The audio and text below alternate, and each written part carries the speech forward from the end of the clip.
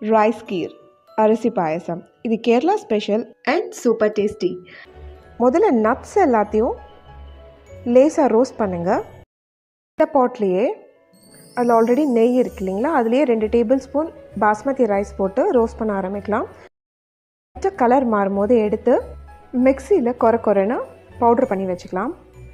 அந்த பாட்லேயே 4 கப் பால் சேர்த்துக்கலாம். பாருங்கள், இப்போ ரைஸ் நல்லா வெந்துருச்சு. இந்த டைமில் பொடிச்சு வச்ச ஏலக்காவை இது கூட ஆட் பண்ணிக்கலாம்.